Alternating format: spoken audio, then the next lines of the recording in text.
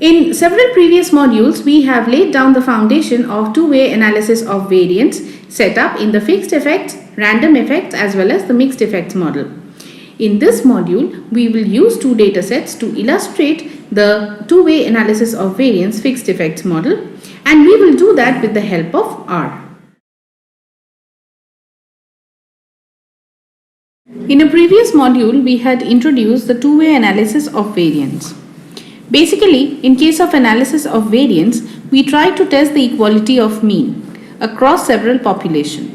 So if we have our population, we take random samples from each of them and then we try to test the null hypothesis that the sample mean across these different samples, they are all equal against the alternative that any one of them at least is significantly different from the others. Now, depending on which way we are classifying our responses, either using one way or two different factors, we have a one-way analysis of variance or two-way analysis of variance. Also, we can segregate the different types of one-way and two-way analysis of variance based on whether the effects of the factors, either one or two, they are fixed or whether they are random, or it is a combination or a blend of both fixed as well as random factors.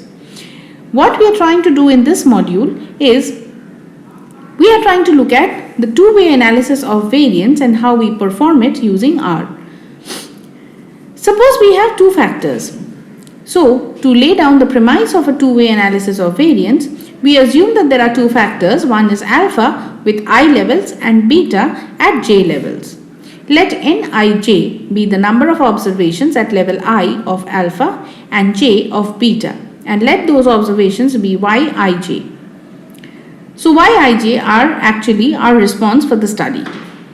The most general model that may be considered in case of a two-way analysis of variance is Yijk equals mu plus alpha I plus beta j plus alpha beta ij plus epsilon ijk. Here alpha I represents the first factor, beta j represents the second factor, alpha ij represents the interaction between the two factors, and epsilon ijk is the error term. Now, for our purpose in this module, we are assuming that in case of a two-way analysis of variance, for the combination cell, we have one observation, that is Nij equals 1. When we have Nij equals 1, we would have as many observations as parameters if we tried to fit the full model as above. The parameters could be estimated, but no further inference would be possible. So, for our purpose in this module, the one observation per cell setup will help us find the estimates of the parameters, but since the number of parameters and the number of observations in such cases will be the same, there will be no scope of further drawing inference or conclusion or testing of any other contrasts. So the model that we have looks somewhat like the following. Yij equals mu plus alpha I plus beta j plus phi times alpha I beta j plus epsilon ij. This model is fitted to the data, and then we first test if phi equals 0. As you can see, in case of two-way analysis of variance, there were broadly three different hypotheses that we tested. Two of them were related to the main effect of the two factors alpha and beta, and the third one was related to the interaction effect. In essence, in case of two-way analysis of variance, we first test whether there is any significant interaction effect between the two factors. And that is exactly what we will do here by first testing if phi equals 0. So if we can assume that alpha beta ij equals 0, it will free up the degrees of freedom to make some inference and compute some confidence intervals. So for phi equals 0, we can see that in the above model, the whole interaction term vanishes from the model itself. Hence, we first test phi equals 0 and then move on with the testing of the significance of the different levels of alpha and beta. In case we have more than one observation per cell. Now this is another approach or another setup of a two-way analysis of variance. when Nij equals n, that is the same number of observations per cell. In other words, when we have a balanced setup.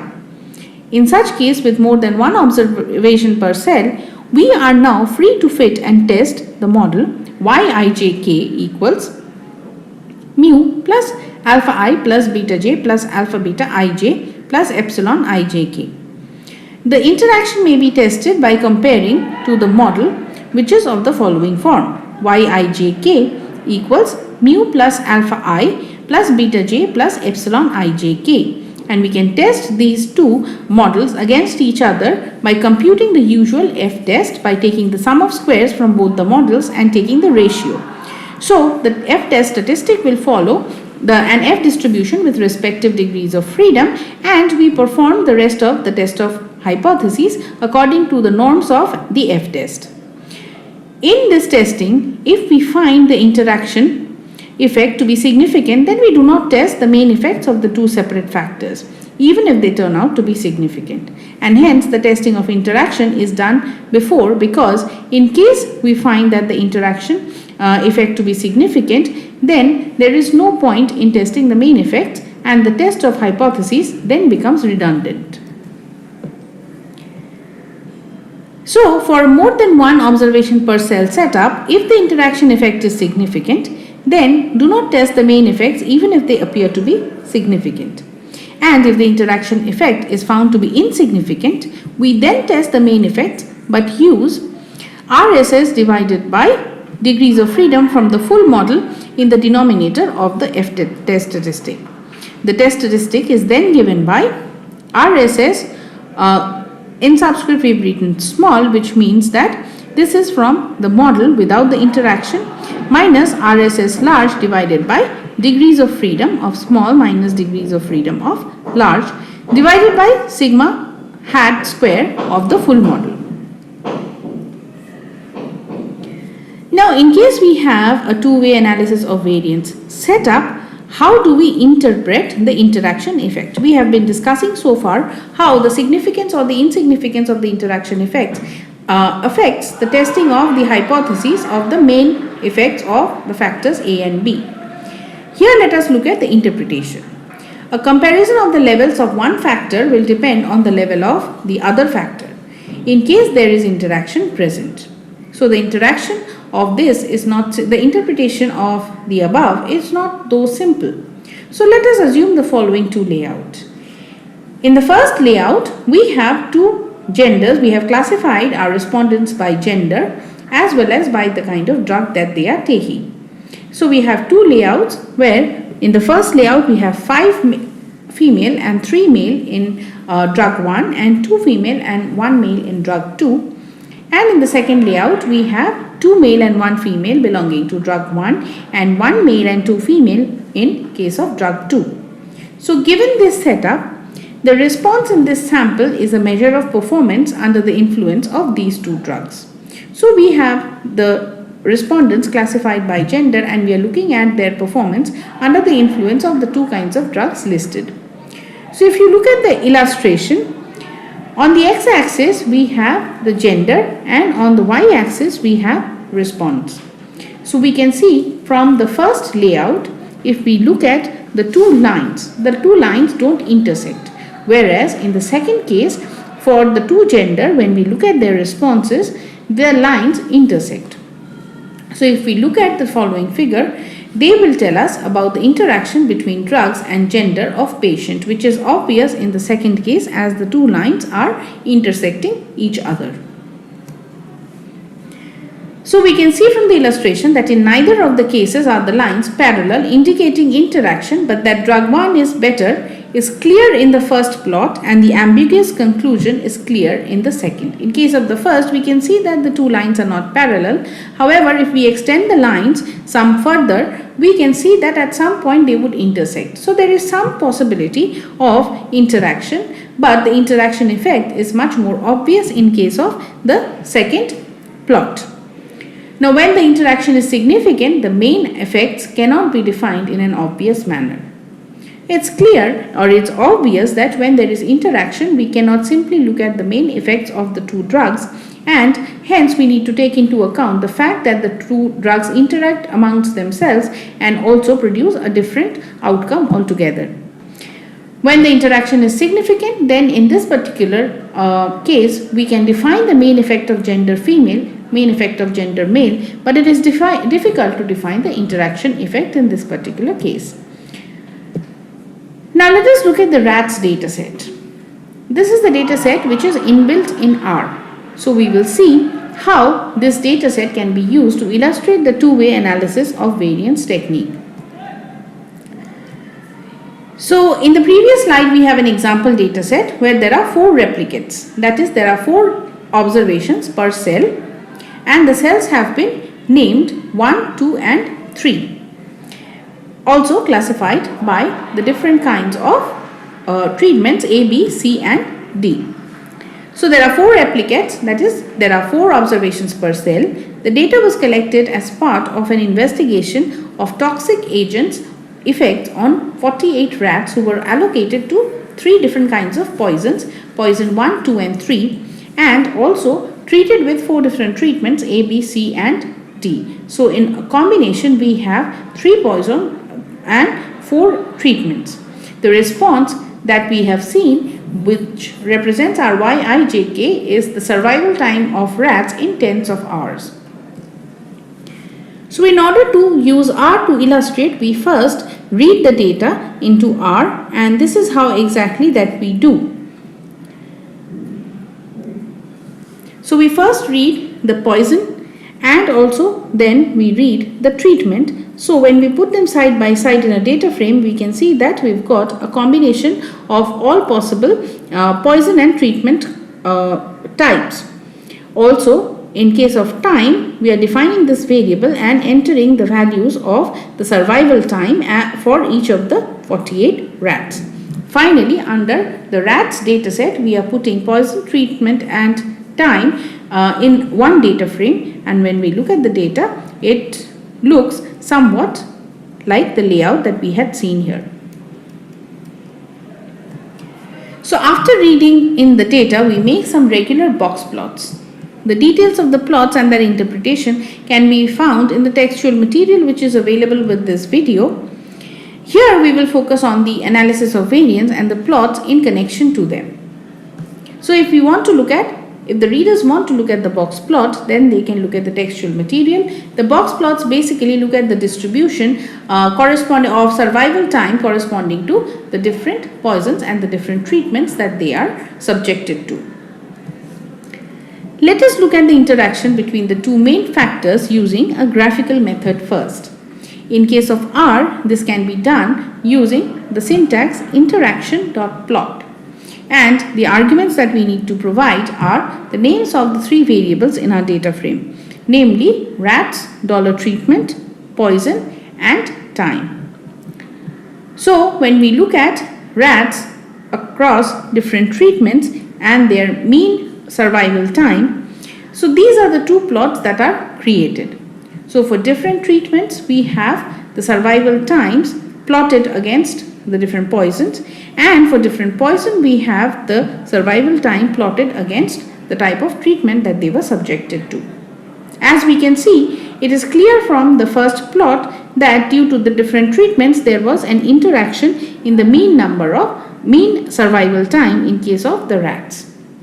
And also the second is also suggestive of a treatment interaction effect between the poison that the rats were given and the time that they survived. So in the previous 2 plots, we can see that the plotted lines are not parallel. However, the non-parallelity is not always because of significant interaction effect, as we had explained. There can be some random variation regardless. So it becomes difficult to differentiate the interaction effect from the random variations. But since we have replication in the data, we will perform a test of significance of the interaction first. Now, in order to perform the test of significance of the interaction effect, we use the LM function. So using the LM function, we fit a linear model, which in this particular case reduces to a problem of an analysis of variance, and we fit time against poison and treatment. When we write ANOVA of the above fitted regression model, what we get is the following.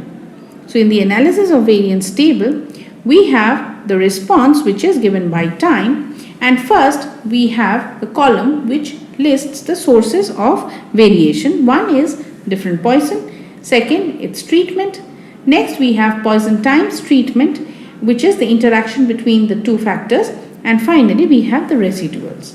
So corresponding to each, in the next column we can see that these are the required degrees of freedom, and the calculated sum of squares come in the next column. Finally, the mean square, which is followed by the F value, these are calculated based on the different ratios that we had looked at in a previous module where we explained the analysis of variance two-way model. So the mean square errors are simply calculated by dividing the sum of squares by the corresponding degrees of freedom. And for the F value or the F ratio, which are the test statistic values, we look at the mean square error of the particular factor and we divide by the sum of squares due to the residuals. And after we have the F values, the final column is of the P value. So either we can look at the F value and look up a corresponding critical value from the F distribution table with the respective degrees of freedom and above mentioned level of significance of alpha equals 0.05, or we can look at the p-value. So the criteria for p-value is that if the p-value is less than your level of significance, which in our case let us assume is 0.05, we reject the null hypothesis. So as we can see here from this analysis of variance table, all the probability, all the p-values that we have corresponding to interaction as well as our main effects, they are given to us. In case of the main effects, we can see that they are significant at the 0.0001 level. However, when we look at the interaction effect, the p-value is more than the level of significance, which means that we cannot reject the null hypothesis that there is no significant interaction effect between the two factors. So we see in the R output that the interaction effect is not significant, but the main effects are. Now let us check the diagnostics. In case of any linear model that we fit, a check of the diagnostics tells us the goodness of the fit of the model as well as whether the model has adhered to all the assumptions of linear model. So first we look at the QQ norm plot of the residuals of the fitted linear model G, and then we plot the fitted against the residuals. So the normal QQ plot ideally should show us a line at 45-degree angle with the two axes which runs straight. In this particular case, we can safely say that the model satisfies the diagnostic criteria because the QQ plot is almost 45 degrees of angle and is straight. And when we plot the residuals against the fitted, we can see that there is a funnel shaped pattern, which is not desirable in case there is no heteroscedasticity in the error terms.